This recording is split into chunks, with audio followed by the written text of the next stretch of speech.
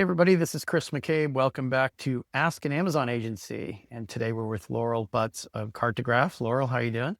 Doing well, thank you. Doing great. Great to have you back on. I know you and I have messaged and talked quite a bit about the current state of affairs, being a brand owner on Amazon, different types of challenges, the lack of predictability of these types of things. And then maybe we can, after we talk about that, get into how you segue into getting ready for big events, big sale events like Prime Day, when there's so much chaos injected into the system. So maybe I'll just start with that. In your first, 2-3 months of this year, what are your conversations like with clients, potential clients, their fears and concerns about how to just manage the day to day, let alone how to forecast for later this year? Where do you typically start? Yeah, that's a good question. Yeah, top high point of conversation right now is profitability, as you can imagine, especially with some of the tariff concerns that have been in the last couple of months top of mind. And so we're trying to get ahead of it, right? Like and understand the impact to our clients' businesses. And a lot of them are working through that right now. And our role is to be supportive and to be supportive of giving a full picture of their profitability on Amazon. And so in order to do that, we have a full funnel margin analysis. So we take into account like every single charge that Amazon is leveling and also your elective spend, right? Like all of your advertising costs, your trade costs, all the promotions we run during those big tentpole events. And we provide a margin picture of, okay, actually, this is what Amazon's netting, and then this is what you're netting. And we do that across Seller Central as well as Vendor Central for every fulfillment option that there's two per channel. So that's like the biggest piece I would say is like my recommendation is knowing all of the costs and knowing where they hit your bottom line. And then, to kind of check that work, I kind of frame that to my clients that way is like we have a P&L and we analyze that on a monthly basis and on an annual basis to make sure that we're taking advantage of every lever that we have. Because there are a lot of levers that we can pull and some of them aren't, top of mind. I don't want to just cut ad spend, right? Like, let's put that in a bigger conversation of like, Yeah, how are we that was my optimizing next everything? that was my next question. Do people go Yeah. straight to, well, we have to cut costs, so we have to start with ad spend unless we know that every single dollar being spent is coming back $2 or $3 to us? Is that where they start? Or do they start with things like, well, we were thinking of launching a new product this year and we're just not going to do it? Yeah, I think ad spend is top of mind and it's really like the main topic of conversation and it's the easiest lever, right? Like to pull down ad spend by 10%, I could do that today. Right. And so I just like to think about it in context of all of the other buckets of Amazon management. On operations, are we always shipping LTL? Like, are we using the cheapest fulfillment method possible? What does our pricing look like? Is there some room to get more competitive there? Or like, can we even be more premium and still drive the same conversion? So like really situating the decisions that we make in data, testing them. And if they don't work, they don't work. We learned something, but how are we going to make decisions, that are truly like backed in data and the best strategy for that client? Are they trying to just do radical strategies because there is so much uncertainty and so much chaos? Are they saying, I want to change 3, 4, 5 things? Or is it like, no, we want to be ultra conservative because we have no idea what's going to happen next, so we don't want to change that much? Or is Yeah, it somewhere in between? I haven't seen anything very radical, Okay. which is great. It's great news that we're kind of waiting it out, right? Like the news is changing on a daily basis. So it's Right. just keeping a pulse on that and having a clear picture of like, okay, if we need to increase price, like what are we doing here? We're pulling a lot of analysis right now. And that's a big value add to the really like the key decision maker and someone who's green lighting, what the next step is. Mm-hmm. And then in terms of forecasting, do people say, we don't even know where we're going to be in 3 or 4 months on any of these questions? We have to figure out today first. And then you get bogged down with figuring out what to do right now, right away, just to finish out Q1 into Q2, because obviously a few months from now, you'll have Prime Day, right? Yeah, so we forecast on an annual basis and we locked in a lot of that in Q4 or before it actually. So I haven't really seen like a major shift there. We updated on a monthly basis and that kind of gives you your straight line. We really like to align on, sales goals and expectations with our clients, and I'm not really seeing that impact quite yet. But to your point, there's a lot of work that we're doing behind the scenes. Well, right. It's just so complicated because you can't just cut ad costs or raise prices and then suddenly plummet in sales rank. Yeah. So I'm assuming you have that conversation with, well, we can't fall to page 4 Yeah. as Yeah. an immediate impact. Like you might save a few bucks, which obviously ad spend is quick to do, like you said. But what are the other costs? Well, there's the lost sales. So Absolutely. And I think there's room for competitive pricing analysis, right? Like you have to know the landscape. You have to know the lay of the land. You have to know how your category performs and who's in your category and how they're changing. We have some tools that we use to pull analyses that way. And again, looking at the margin, like some clients, like we need to understand the COGS impact first before we even go there, right? Like how much margin are we actually losing to some of these tariffs, and what can we do as a result? and then in terms of categories, are you seeing that the same things are playing out across all categories? Everyone has kind of the same problem. It just plays out a little bit differently from this category to that one, but it's the same fundamental issue. Or do you have categories where you see competitors not changing their behavior the way you might have to change some of your behavior? Yeah, I think it's still early days. I think a lot of brands are still thinking through this and figuring out what they want to do. We have some price tests that are coming up in April for some clients. Just getting ahead of things and making sure like we understand where we need to set the price, because we're not going to be able to do that in July around Prime Day. Like you can't really manipulate that as easily. And so it's, yeah, again, like very early days. And I don't even, you brought up tariffs. I mean, every other day they say there are tariffs, there aren't tariffs, there are tariffs. How can you forecast or plan anything if it's going to change every few days? I mean, that's not possible. All you can do is plan for the worst, right? Right. And if it doesn't happen, so much the better. Is that kind of it? Yeah. And thinking about just the presence on Amazon, like I was saying, like pricing and your bottom line, like whatever is most important to the client. Mhm. And thinking about the customer experience from that perspective is really important. And how the customer will interact. We have subscriptions too, right? Like we have to factor in all of those pieces. But I like to be planned for the worst, like you said, like, and just to know, hey, this is our option. If this comes down the line, like we have a game plan, we know what we're going to do, and we know how we're going to win. So you mentioned tool too, which is interesting in terms of looking at what your competitors are doing. Um, do you think they're doing similar approaches to what you're doing, or do you think some of them are doing radically different things, or is everyone pretty much in the same boat in terms of conservative and wait and see? Yeah, that's what I'm seeing across the board right now. Okay. Some of my clients are leaders in their category, and so we kind of set the stage for how that how that goes. And so that's going to be an interesting opportunity, but we'll know for a few months, I think, in terms of like the true impact. But again, like we're planning for it now, and want to be really aggressive about it because we want to set those prices and get them in place before there's a barrage of tentpole events in the back half of the year.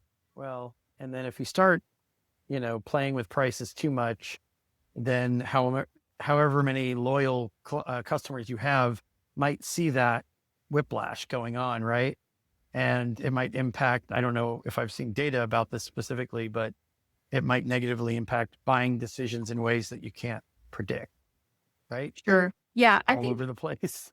I don't know if I don't know if every Amazon customer is that savvy, Okay. or has like the same ability to look at all the tools that I'm looking at. But that's why we really want to take a thoughtful approach and something that's considering like everything in that space. Right. And in terms of the thoughtful approach without revealing secret sauce or, something proprietary or custom to what you do, are there any themes that reproduce when you're having this conversation with different types of brands? Anything you can share along those lines?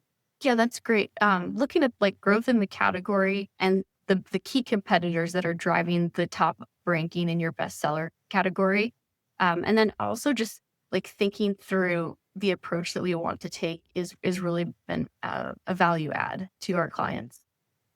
Cool. And then you mentioned we talked about Prime Day a little bit. What are you doing now that's different from last year? Like if you went straight back to 2024, I'm imagining you're having very different conversations than you're having with people right now. So where do you start the Prime Day conversation in April with somebody who's thinking ahead to July? Yeah, that's a great question. I think the promotions have changed significantly. There's no more Prime exclusive discounts. They're all like price discounts. And we have a much more rigorous opportunity with brand tailored promotions this year. And so that all comes down to that was price or your median price in the last 90 days. And so making sure that you have your pricing locked in mind of profit and and all of those considerations that we've been talking about is really important to do right now, and setting a deadline of, hey, like middle April, like we've got to lock this in because we're not going to be able to manipulate things or really decrease, and also be able to promote during the tentpole event where we drive new to brand and we can really acquire new customers.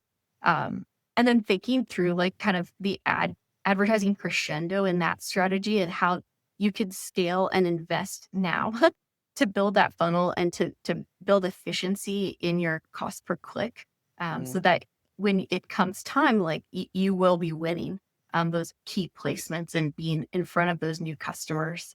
And then also thinking about content, it's really important to get that all buttoned up now. Your brand Yeah. store, we often promote with off Amazon traffic as well, and we use links, either to our brand store or product detail pages, and making sure that your offering and your key selling points are very clearly communicated to your customer.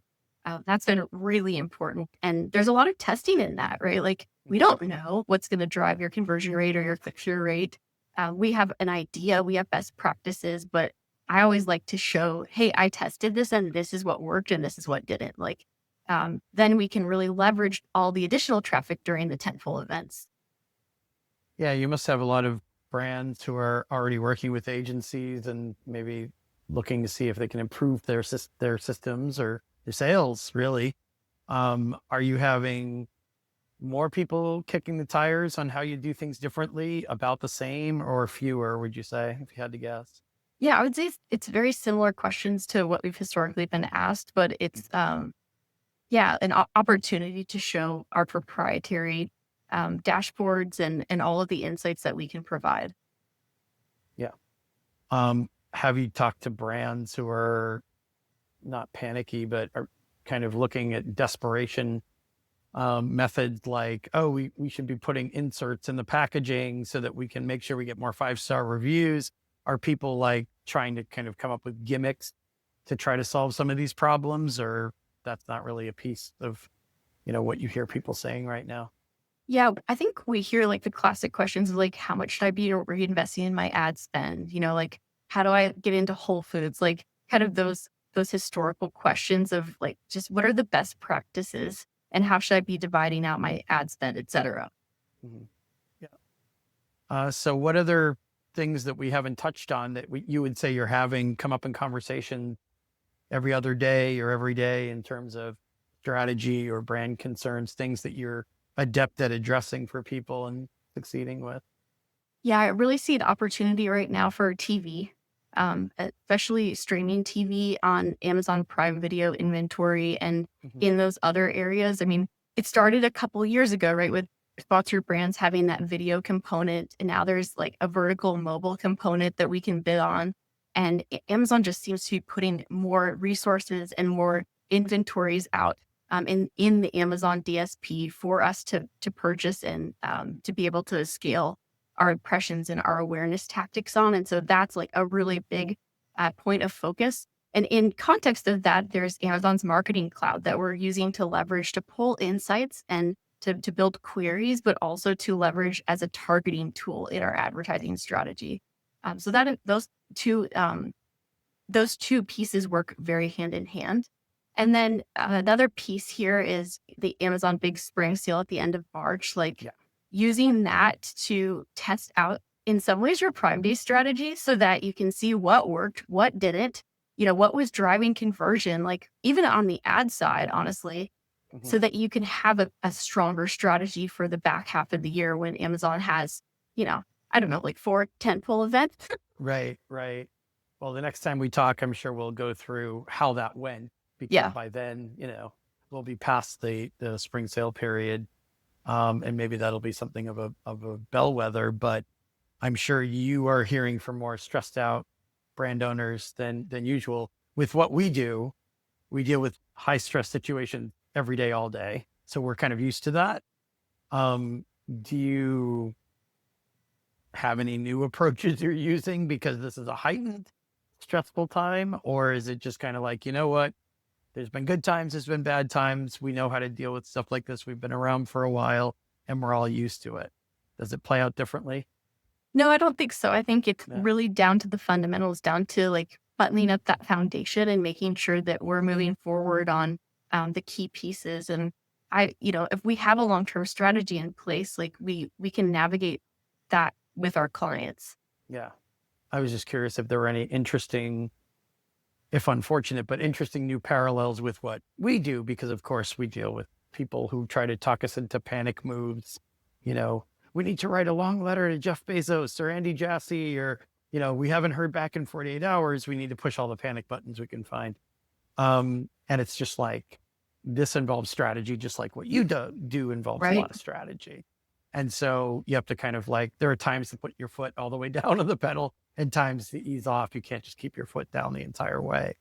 So I was just curious if there were an increase in, hey, we're not making enough money here. We're not covering enough costs. We have to start doing some dramatic new moves because we don't know what the tariffs will be like, or something we haven't talked about, the fees. What if Amazon has another non-fee fee, which has already happened so far in 2025? Or what if they scrap the whole thing about no fees for 2025? Knock on wood, I won't act like that's going to happen. But for example, what if there were some new cost situation that was like a fee? Are you preparing for that kind of thing now? Or are you just like, let's just wait and assess when it happens?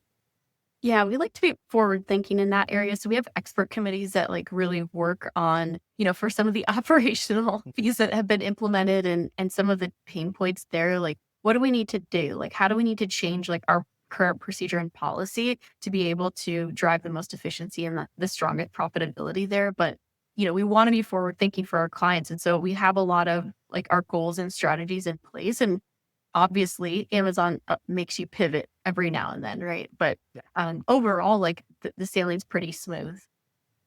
Great. Well, it was great catching up with you. Where can people reach you if let's just say a potential client, they're looking to speak with you? Yeah, absolutely. My email is laurel@gocartograph.com. Awesome. All right. Thanks for coming back and talking to us again. Thanks everyone for listening in on Ask an Amazon Agency. We will catch you next time.